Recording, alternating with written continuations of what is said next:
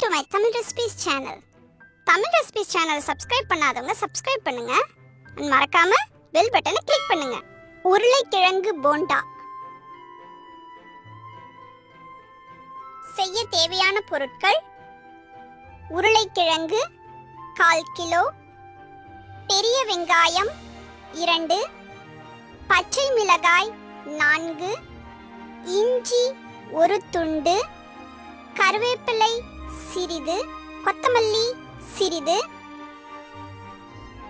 மஞ்சள் தூள் சிறிதளவு, கடுகு 2 ஸ்பூன், கடலை பருப்பு 1 ஸ்பூன், உப்பு தேவையான அளவு, எண்ணெய் தேவையான அளவு.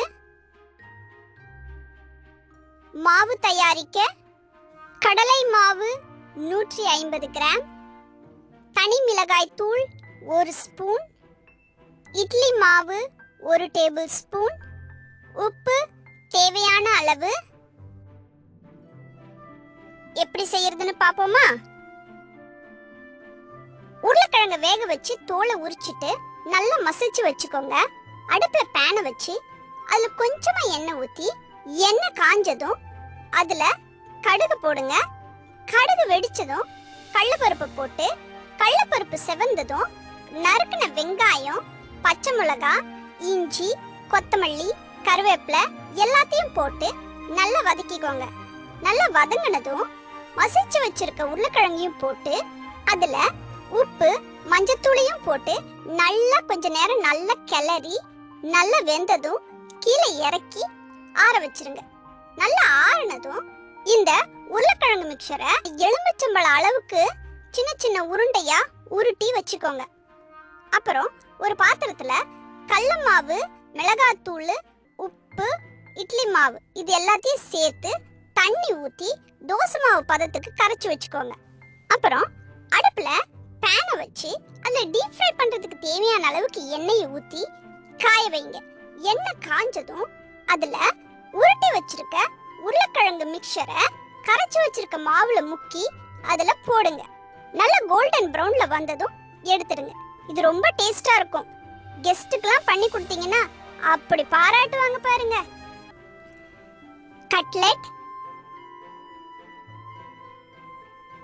செய்ய தேவையான பொருட்கள்: உருளைக்கிழங்கு 1/4 கிலோ, பச்சை பட்டாணி 1/2 கப் உரித்தது, கேரட் 1/4 கப் பொடியாக நறுக்கியது, பீட்ரூட் 1/4 கப் பொடியாக நறுக்கியது, காலிஃப்ளவர் 1/4 கப் நறுக்கியது, பச்சை மிளகாய் 5, பெரிய வெங்காயம் 2, கரம் மசாலா 1/4 ஸ்பூன், உப்பு தேவையான அளவு, எண்ணெய் தேவையான அளவு, நெய் தேவையான அளவு, ரஸ்க் தூள் 1 கப், பொட்டுக்கடலை 4 ஸ்பூன், கசகசா 2 ஸ்பூன், முந்திரி பருப்பு 10.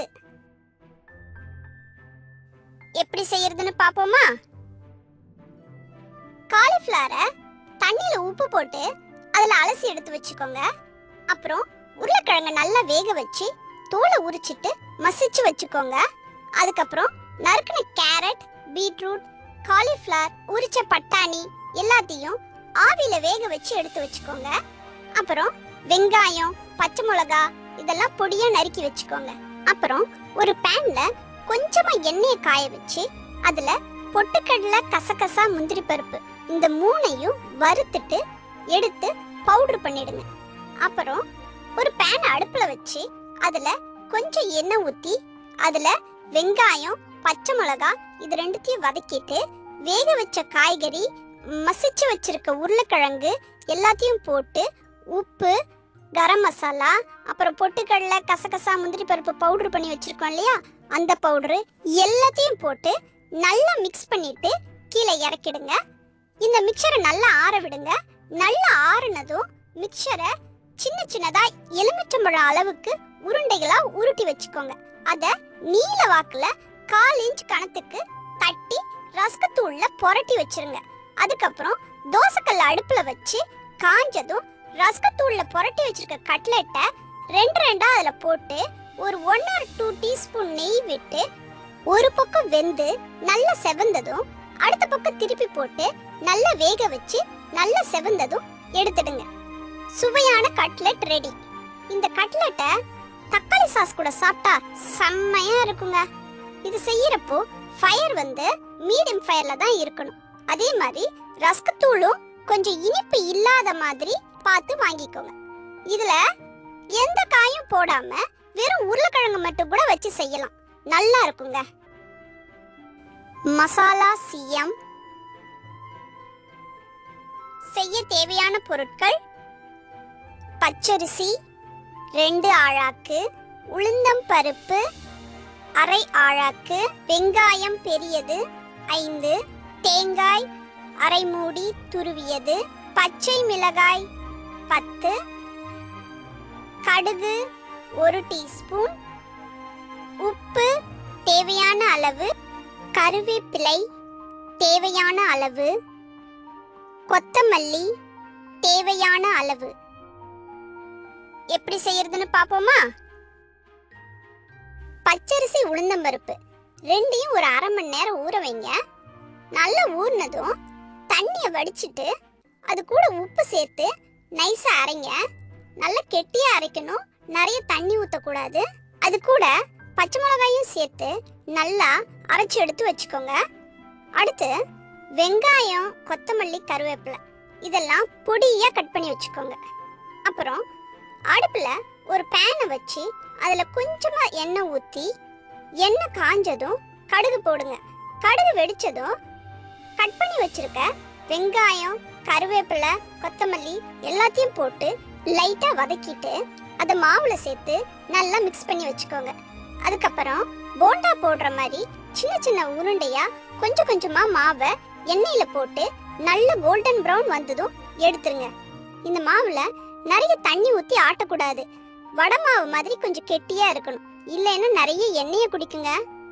அப்புறம் இதுல போடுற வெங்காயம் சின்ன வெங்காயமா இருந்தா அது ரொம்ப டேஸ்டா இருக்கும். இது எல்லாருக்குமே ரொம்ப பிடிச்சதுங்க, கண்டிப்பா செஞ்சு பாருங்க. முந்திரி பக்கோடா செய்ய தேவையான பொருட்கள்: முந்திரி பருப்பு அரை கப், கடலை மாவு 1 கப், மைதா மாவு 1/4 கப், அரிசி மாவு 1/4 கப், உப்பு, எண்ணெய் தேவையான அளவு, தனி மிளகாய் தூள் 2 ஸ்பூன். எப்படி செய்யறதுன்னு பாப்போமா? கடல மாவு, மைதா மாவு, அரிசி மாவு, உப்பு, மிளகாத்தூள் எல்லாத்தையும் ஒரு பாத்திரத்துல போட்டு நல்லா மிக்ஸ் பண்ணிக்கோங்க. அது கூட முந்திரி பருப்பையும் போட்டு நல்லா மிக்ஸ் பண்ணிட்டு தேவையான அளவுக்கு தண்ணி ஊற்றி நல்லா கிள்ளி போடுற பதத்துக்கு மாவு இருக்கிற மாதிரி பிசைஞ்சுக்கோங்க.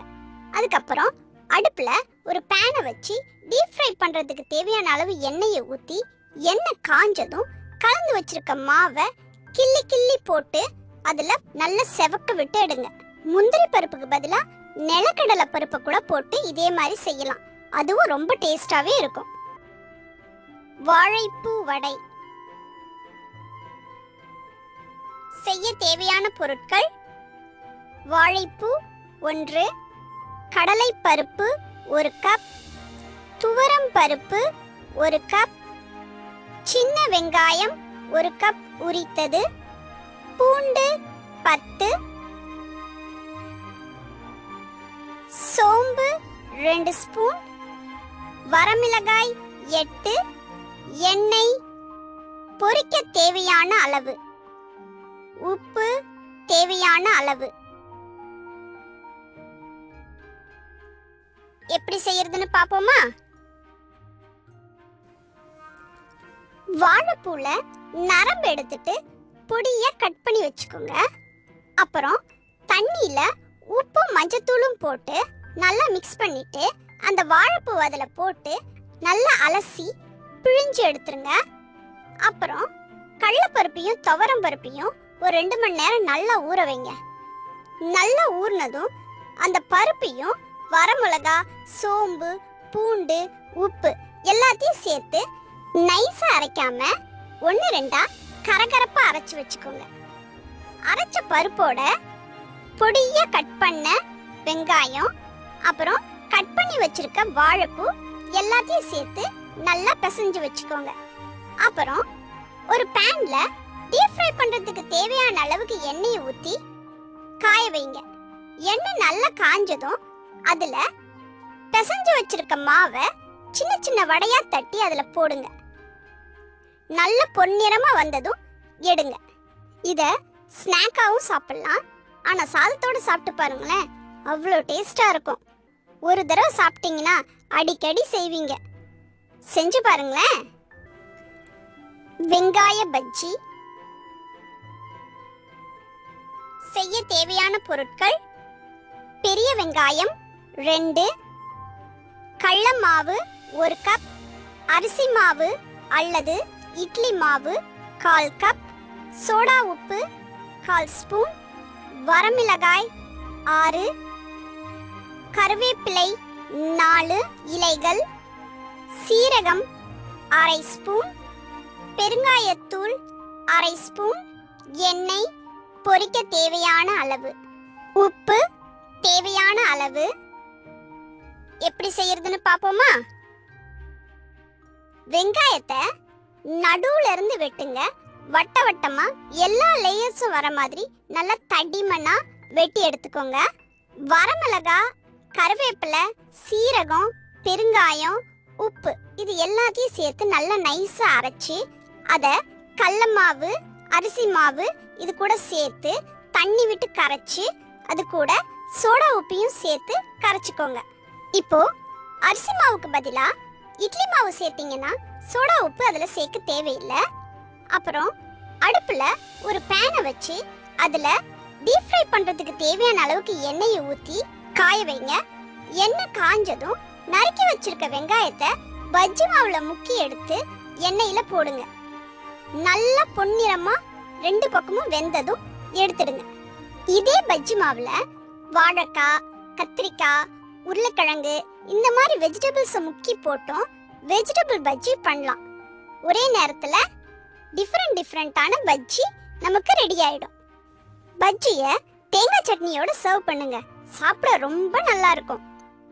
வெஜிடபிள் சோமாஸ் அல்லது வெஜிடபிள் சமோசா செய்ய தேவையான பொருட்கள்: உருளைக்கிழங்கு 1/4 கிலோ, கேரட், பீன்ஸ் 1/2 கப் பொடியாக நறுக்கியது, பெரிய வெங்காயம் 2, பச்சை மிளகாய் 5, இஞ்சி 1 துண்டு, பச்சை பட்டாணி 1/4 கப் உரித்தது, மைதா மாவு 1/2 கிலோ, உப்பு தேவையான அளவு, எண்ணெய் தேவையான அளவு, கருவேப்பிலை சிறிதளவு, கொத்தமல்லி சிறிதளவு. எப்படி செய்யறதுன்னு பாப்போமா? உருளைக்கிழங்க நல்லா வேக வச்சு தோலை உரிச்சிட்டு மசிச்சு வச்சுக்கோங்க. அதுக்கப்புறம் நறுக்குன கேரட், பீன்ஸ், பட்டாணி எல்லாத்தையும் ஆவியில வேக வச்சு எடுத்து வச்சுக்கோங்க. அப்புறம் இஞ்சி, வெங்காயம், பச்சை மிளகாய், கருவேப்பிலை, கொத்தமல்லி எல்லாத்தையும் பொடியா நறுக்கிக்கோங்க. அப்புறம் அடுப்புல பேனை வச்சு அதுல கொஞ்சமா எண்ணெய் ஊத்தி எண்ணெய் காஞ்சதும் அதுல கடுகு, உளுத்தம்பருப்பு, சோம்பு போட்டு தாளிச்சிட்டு இஞ்சி, பச்சை மிளகாய், கருவேப்பிலை, கொத்தமல்லி, வெங்காயம் இது எல்லாத்தையும் போட்டு வதக்குங்க. வெங்காயம் நல்லா வதங்கினதும் அதுல வேக வச்சிருக்க காய்கறி, உருளைக்கிழங்கு எல்லாத்தையும் போட்டு உப்பையும் போட்டு நல்லா மிக்ஸ் பண்ணி கீழே இறக்கிடுங்க. சோமாஸ்க்கு உள்ள வைக்கிற மசாலா ரெடி ஆயிடுச்சு. அடுத்து ஒரு பாத்திரத்துல மைதா மாவை போட்டு கொஞ்சமா உப்பு போட்டு தண்ணி விட்டு சப்பாத்தி மாவுக்கு பிசைற மாதிரி பிசைஞ்சு வச்சுக்கோங்க. அத சப்பாத்திங்களா தேய்ச்சி அதுக்கு நடுவுல மசாலாவை எலுமிச்சம்பழம் அளவுக்கு உருட்டி வச்சு முக்கோணமாவோ இல்லைன்னா 2ஆ மடக்கியோ ஓரத்தெல்லாம் ஒட்டிடுங்க. அதுக்கப்புறம் அடுப்புல பேனை வச்சு அதுல டீப் ஃப்ரை பண்றதுக்கு தேவையான அளவுக்கு எண்ணெயை ஊத்தி காய வைங்க. எண்ணெய் காஞ்சதும் அதுல மடிச்சு வச்சிருக்க சமோசாஸ உள்ள போடுங்க. நல்ல கோல்டன் பிரவுன் ஆற வரைக்கும் நல்லா பொரிச்சு எடுங்க. மசாலா வெளியே வராம பாத்துக்கோங்க. வெளியே வந்துச்சுன்னா சமோசாஸையும் ஸ்பாயில் பண்ணிடும். அதே மாதிரி ஆயிலையும் ஸ்பாயில் பண்ணிடும். இது ஹெல்தியான ஈவினிங் ஸ்நாக்ங்க. குழந்தைங்களுக்கும் கொடுங்க, நீங்களும் காஃபி டீயோட என்ஜாய் பண்ணுங்க. தேங்க்ஸ் ஃபார் வாட்சிங் திஸ் வீடியோ ஃப்ரெண்ட்ஸ். நாளைக்கு இன்னொரு ரெசிபியோட உங்களை சந்திக்கிறேன். ரெசிபியை உங்கள் இமேஜினேஷனுக்கு தகுந்த மாதிரி வேரியேஷன்ஸோட ட்ரை பண்ணி பாருங்க. அதோட ஃபோட்டோஸ் அண்ட் வீடியோஸை சேனலோட ஃபேஸ்புக் பேஜில் கண்டிப்பாக ஷேர் பண்ணுங்க. அப்புறம் ஒரு முக்கியமான விஷயம் ஃப்ரெண்ட்ஸ், தமிழ் ரெசிபிஸ் சேனலை சப்ஸ்கிரைப் பண்ணாதவங்க சப்ஸ்கிரைப் பண்ணுங்க. மறக்காம பெல் பட்டனை கிளிக் பண்ணுங்க. சரியா? Okay, by.